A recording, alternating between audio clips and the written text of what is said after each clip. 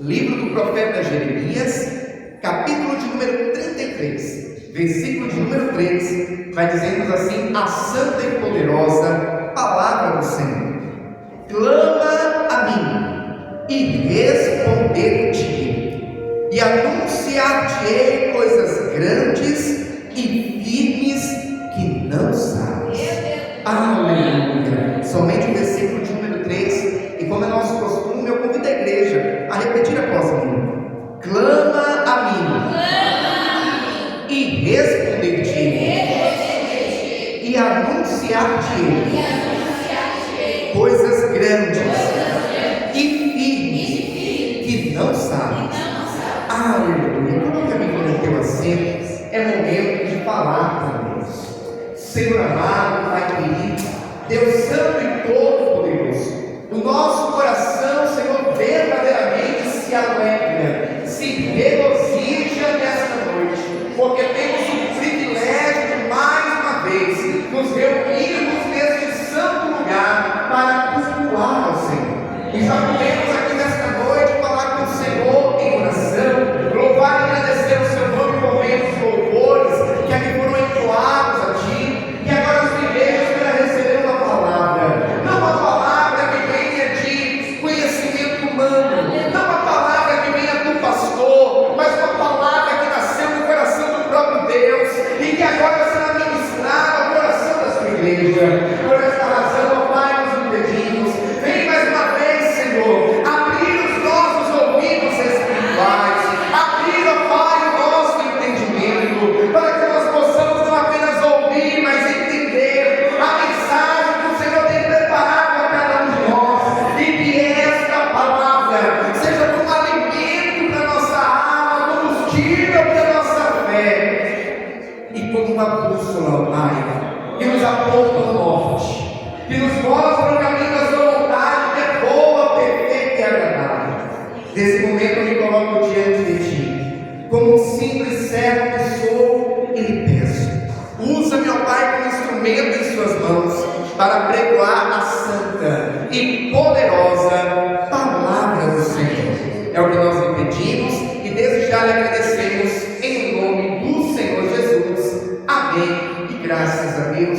Agora vem a igreja a dar mais honra e palmas ao Senhor Jesus. Aleluia.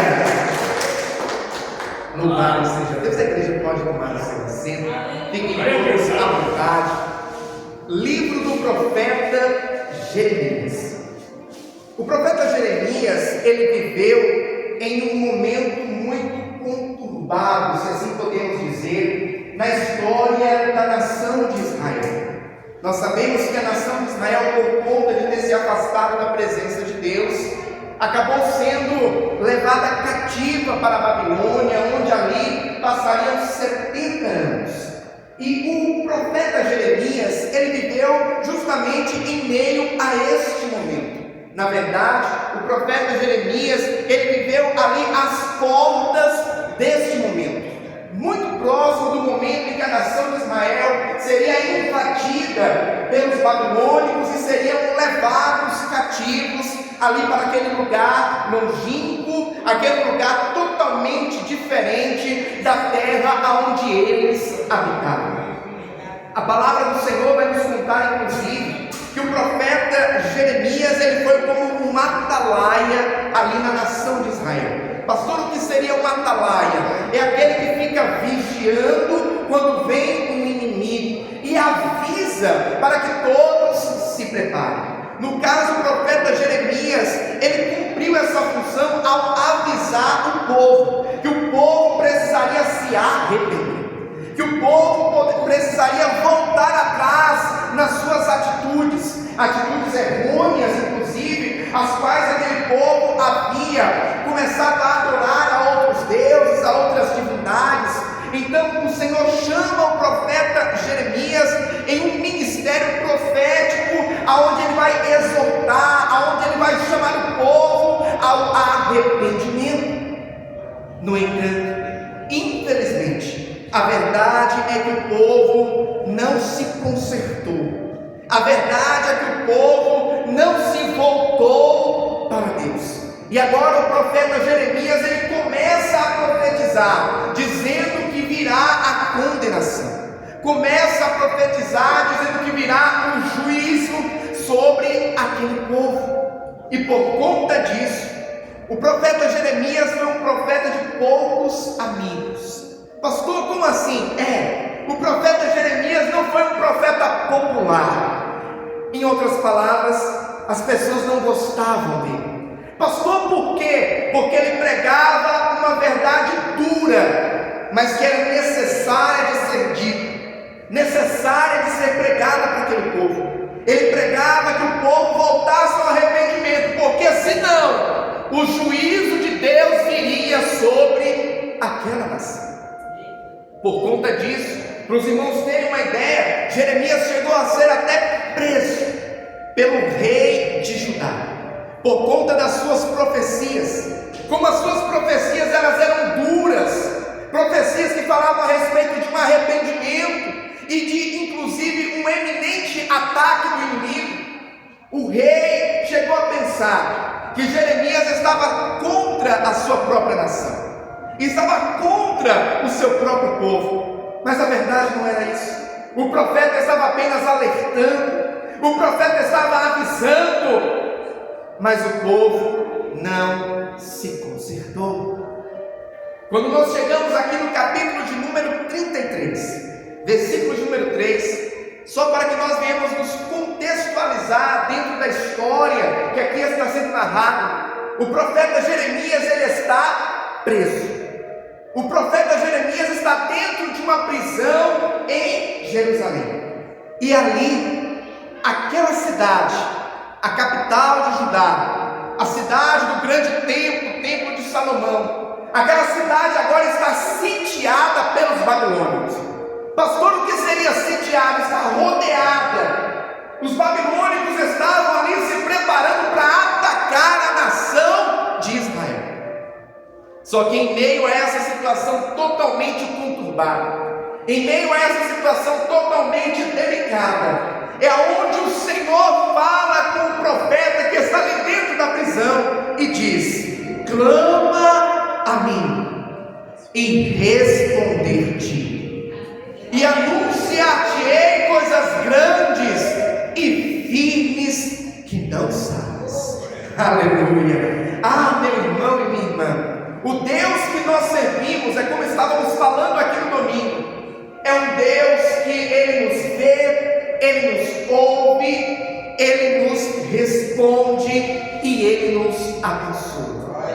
E esse Deus, Ele nos orienta: clama a mim, venham até mim, me busquem, porque quando vocês clamarem, eu responderei. Quando vocês buscarem, eu me deixarei ser achado.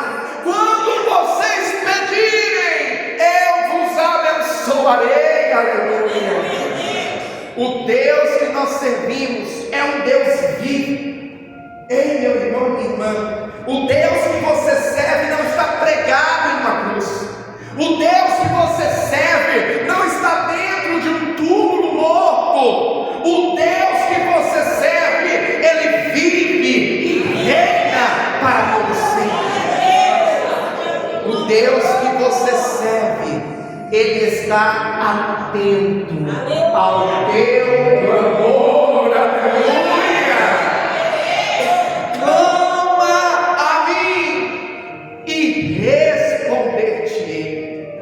É como a palavra do Senhor também vai nos falar: invoca-me no dia da angústia, eu te livrarei e tu me glorificarás. Existem momentos em nossas vidas que nós nos encontramos em um verdadeiro beco sem saída. Olhamos para um lado, olhamos para o outro, para frente, para trás, e parece que nós não encontramos uma saída, uma solução. Mas pode ter certeza, meu irmão e minha irmã, que o Deus que você serve é aquele que pode criar uma saída, é aquele que pode abrir um caminho para você passar, mesmo que pareça que você está encurralado, mesmo que pareça não tem jeito. A palavra do Senhor, inclusive, vai nos falar, ainda aqui no Antigo Testamento, lá no livro do Êxodo, que a nação de Israel estava cativa no Egito há 430 anos. Imagine o que é isso. Uma nação que há 430 anos não sabe o que é liberdade. Uma nação que há 430 anos está vivendo como escravos nas mãos de Faraó.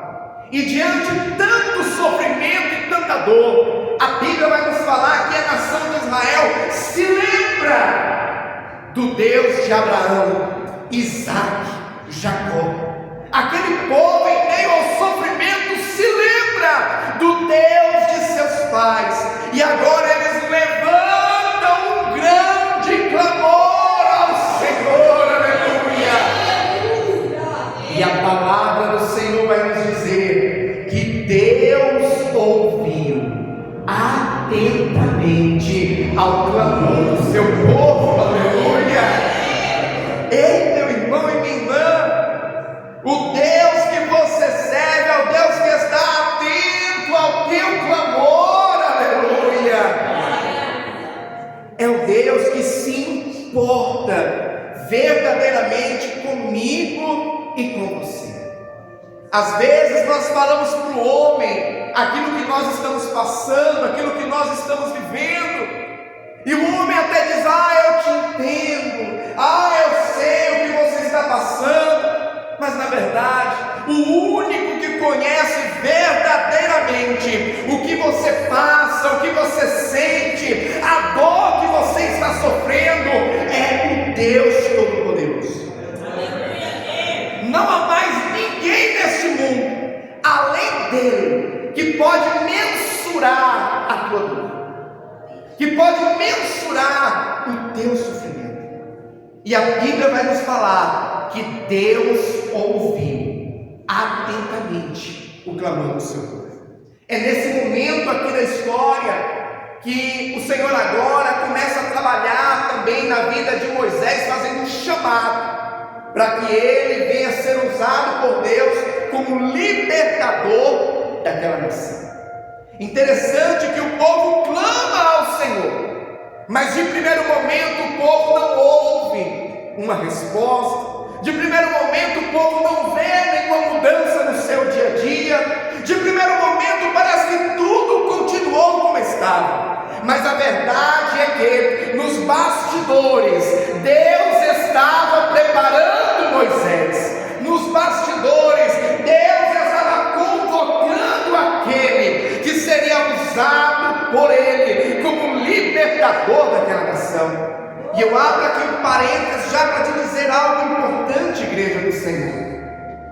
O fato de você clamar, e talvez naquele exato momento você não ouvir uma resposta, não ver uma mudança na tua situação, não quer dizer que Deus não te ouviu, e nem quer dizer que Ele não já está trabalhando em prol da tua situação. Existem momentos que Deus trabalha em silêncio. Existem momentos que Deus trabalha no secreto. Existem momentos que Deus está trabalhando no pano de fundo da tua história, preparando o cenário ideal do teu milagre. Aleluia! A palavra do Senhor também vai nos falar, agora já no Novo Testamento. Havia em Jericó um homem cego. O nome dele era Bartimeu. Aquele homem não tinha como se sustentar. Aquele homem não tinha como trabalhar, porque os trabalhos daquela época eram quase que todos trabalhos braçais. E a visão ela era fundamental para que ele viesse ter um sustento para a sua vida, para a sua casa. Então, diante da situação que ele vivia, não lhe restava outra coisa a não ser mendigar. Aquele homem era cego, aquele homem mendigava o pão, e ele vivia das esmolas que eram dadas a ele. No entanto, a Bíblia vai nos falar que certo dia Bartimeu estava ali no caminho, e de repente, ele ouve, imagino eu, o barulho de pés, o barulho de pessoas conversando, em outras palavras, o barulho de uma multidão se aproximando, aleluia. E ele pergunta: o que está acontecendo? E alguém responde para ele: é Jesus de Nazaré. Vindo aí, aleluia. Diante desta oportunidade que lhe aparecera, aquele homem começa a clamar: Jesus, filho de Davi, tem misericórdia de mim. E a multidão, ao invés de apoiá-lo, ao invés de ajudá-lo, começa a dizer: cala-te, não incomodes o mestre, não precisa ficar fazendo esse barulho aqui, não, deixa o mestre em paz. Mas a Bíblia vai nos falar que era aí que ainda mais ele clamava: Jesus, filho de Davi, tem misericórdia de mim. Aleluia.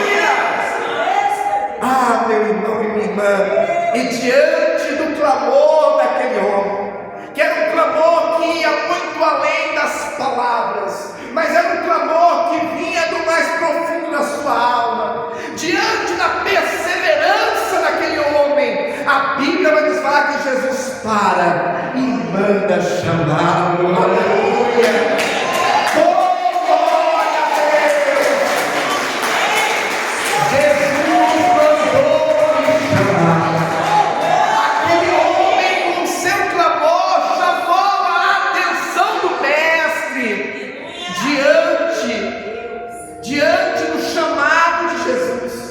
Aquele homem tinha tanta certeza, tanta fé dentro de si, que a sua vida seria mudada, que ele tira a sua capa, deixa ela de lado e vai até Jesus.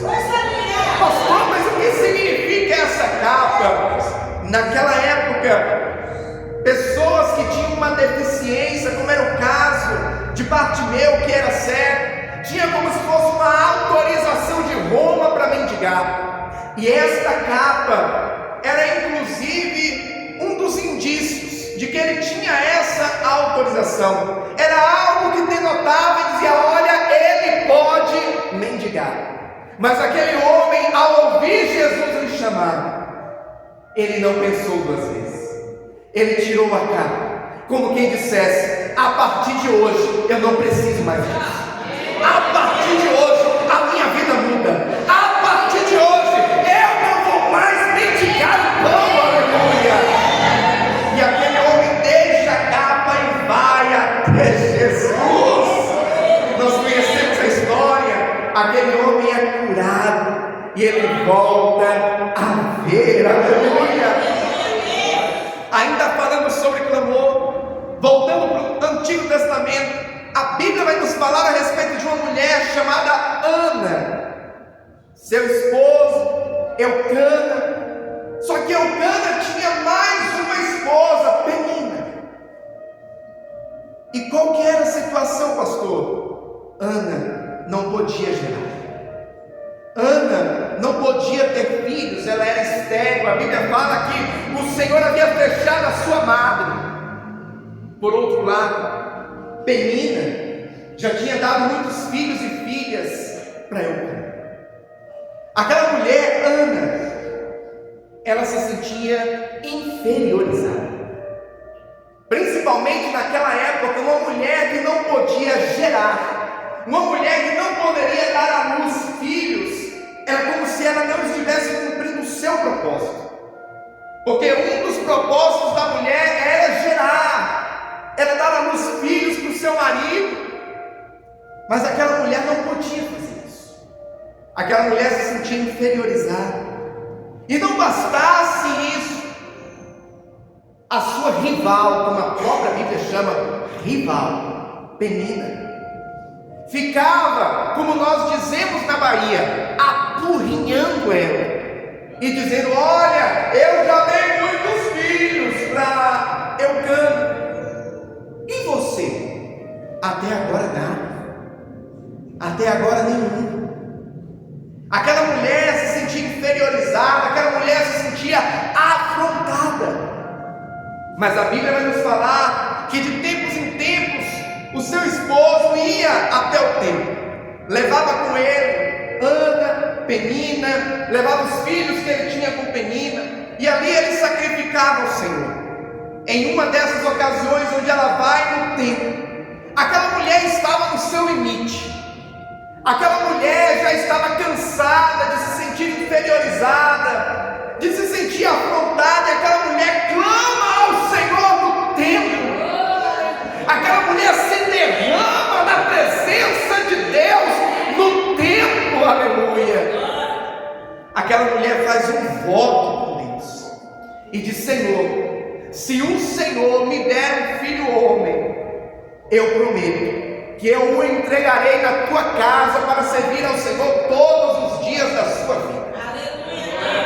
Eu abro só um parênteses para te dizer algo importante, meu irmão e minha irmã. Quando nós fazemos um voto para com Deus, um voto diante de Deus, isso no mundo espiritual tem uma força tão grande, tem um poder tão grande. E aquela mulher foi capaz de fazer esse voto, o seu próprio filho. Se o Senhor me der um filho homem, eu o entregarei no templo.